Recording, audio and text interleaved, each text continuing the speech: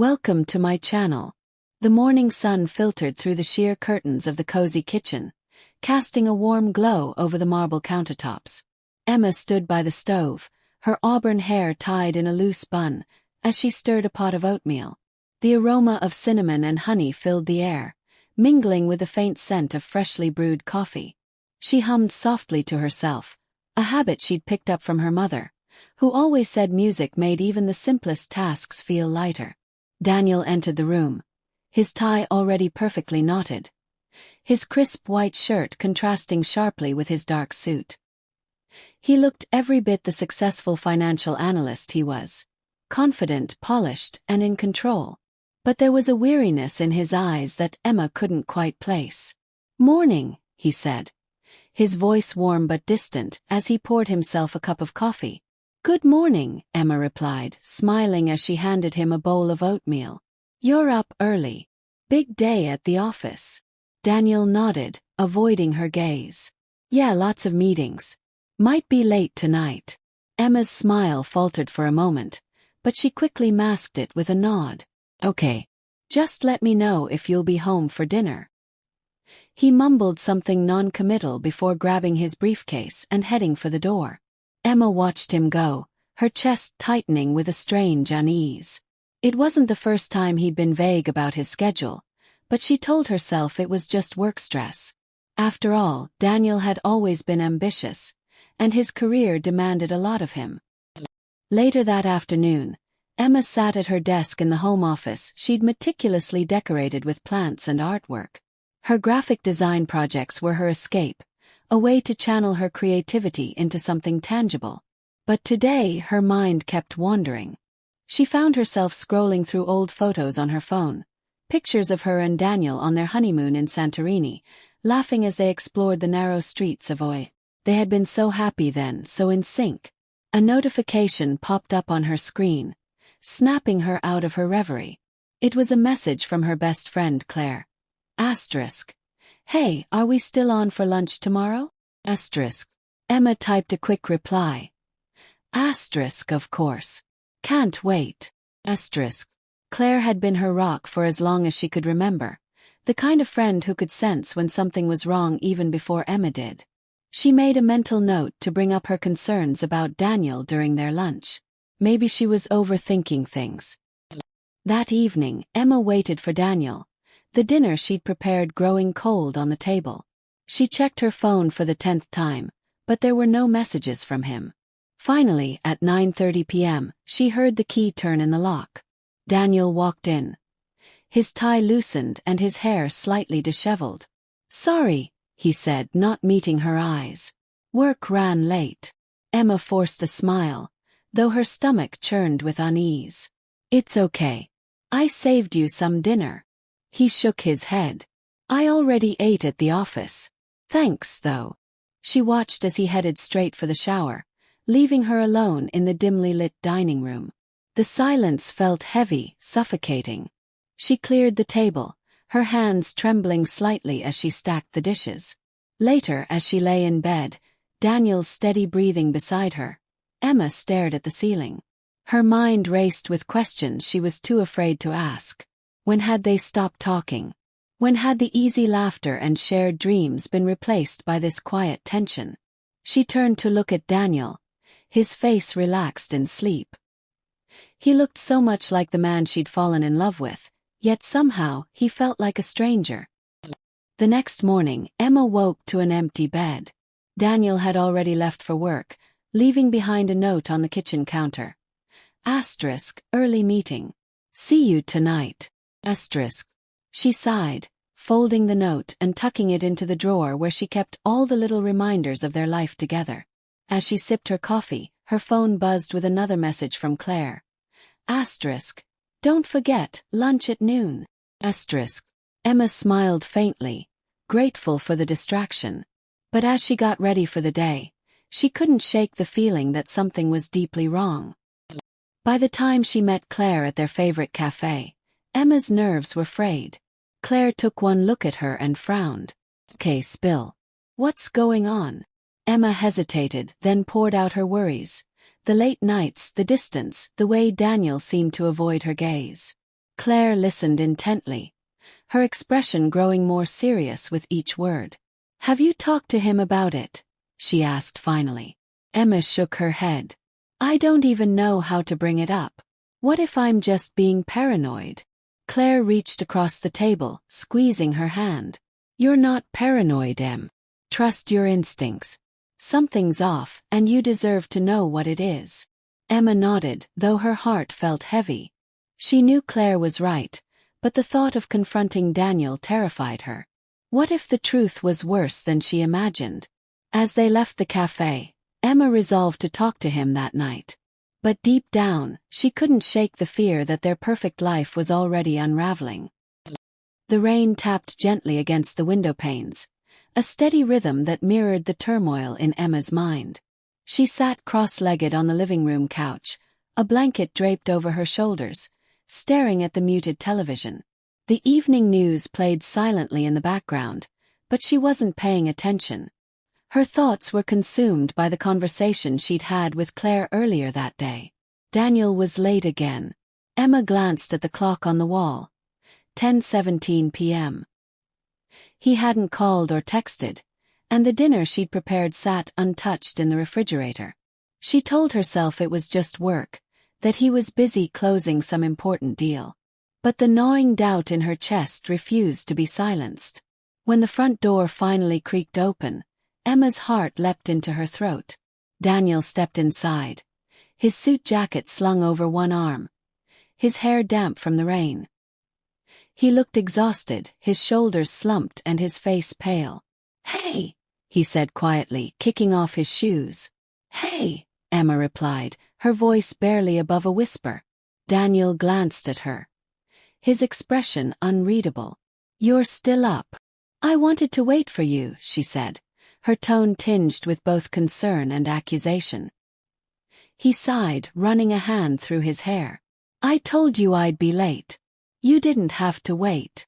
Emma's chest tightened. I wanted to talk." Daniel hesitated, then nodded. "Okay. Let me change first." She watched him disappear down the hallway, her stomach churning with anxiety. When he returned, wearing sweatpants and a faded t-shirt, he looked more like the man she'd married. Soft, approachable, familiar. But the distance between them felt insurmountable. "What's going on, Em?" he asked, sitting across from her on the armchair.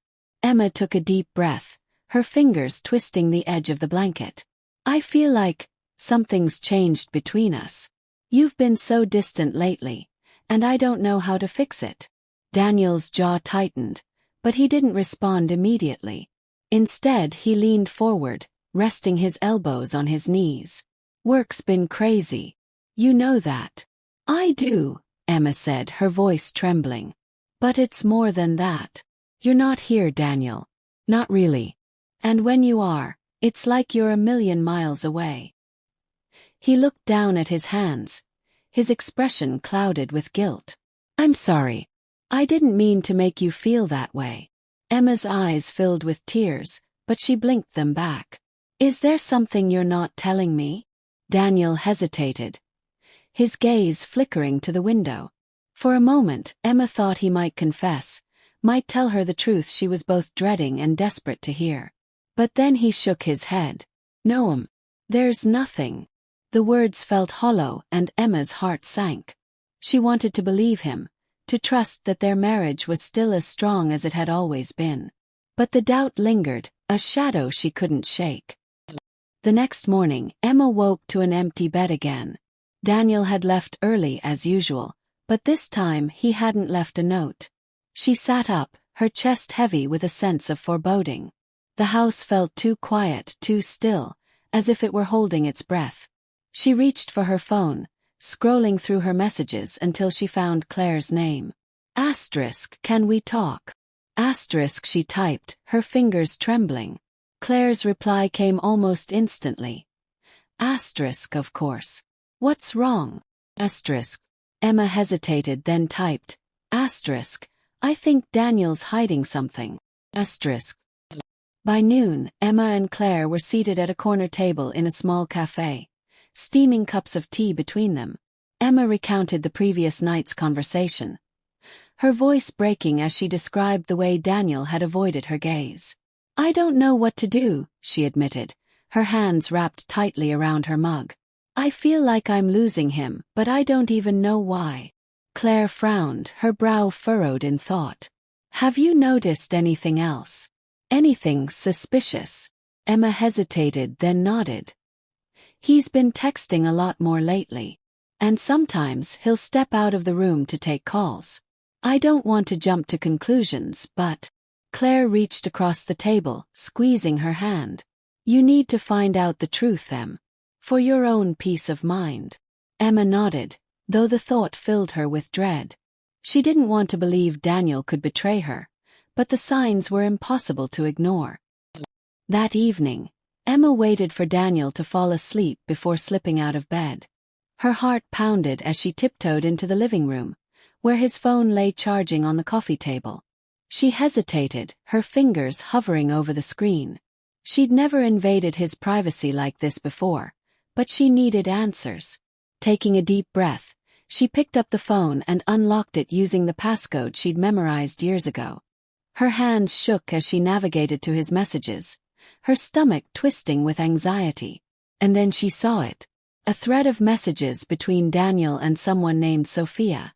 The words blurred as Emma's vision filled with tears, but one phrase stood out, sharp and painful. Asterisk, "I can't stop thinking about you." Asterisk. Her breath caught in her throat, and she dropped the phone as if it had burned her. The room spun around her, and she sank to the floor, her chest heaving with silent sobs. Daniel had been lying to her. When Daniel found her in the living room the next morning, Emma was still sitting on the floor, her eyes red and swollen from crying. He froze in the doorway, his face pale. "Emma," he said, his voice barely above a whisper. She looked up at him, her expression hollow. "How could you?"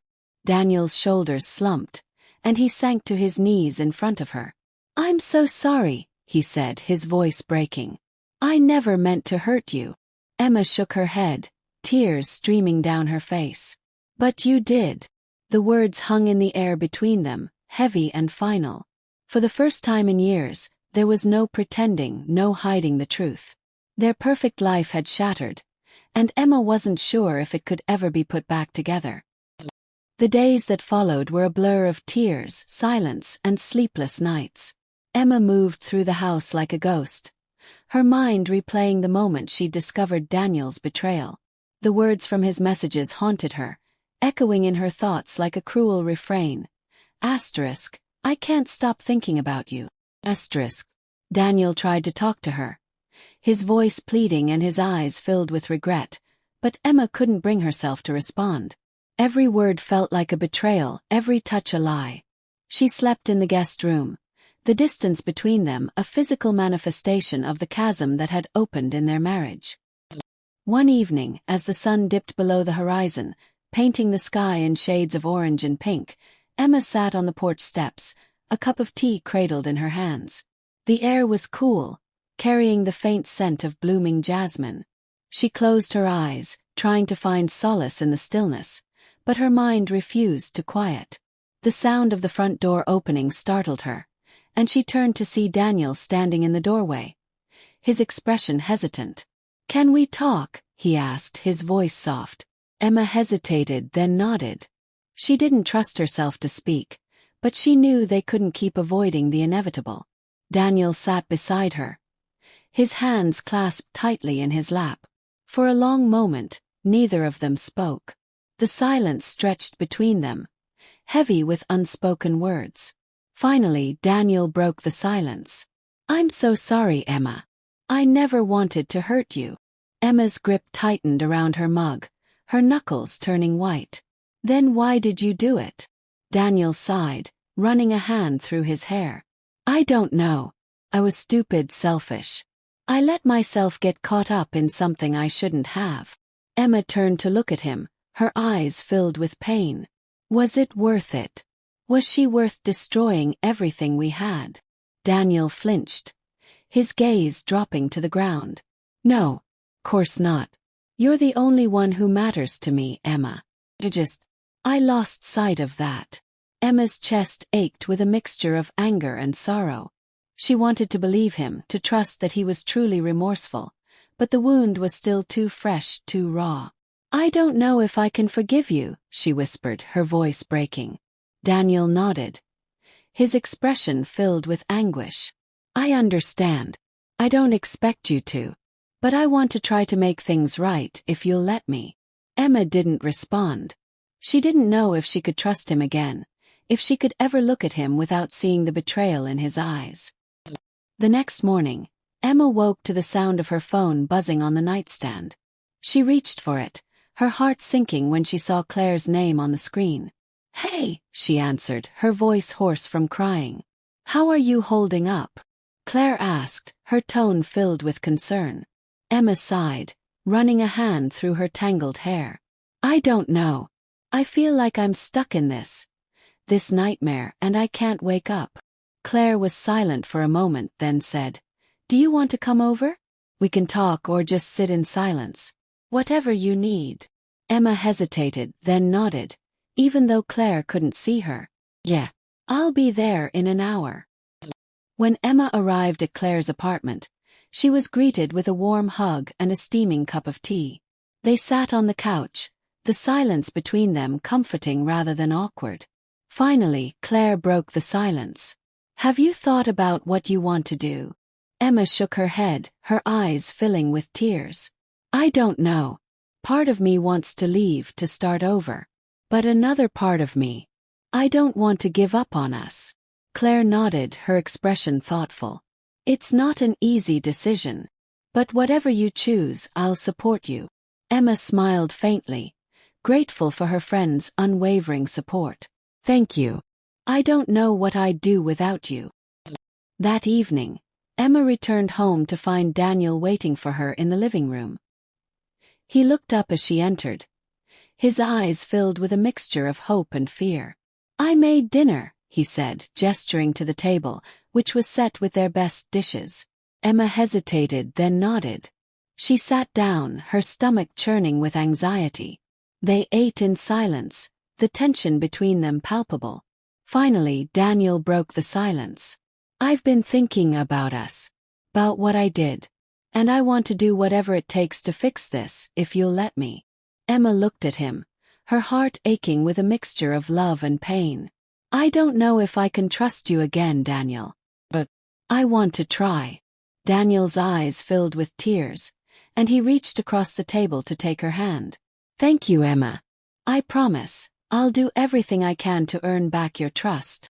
Emma nodded, though she knew the road ahead would be long and difficult. But for the first time in days, she felt a glimmer of hope.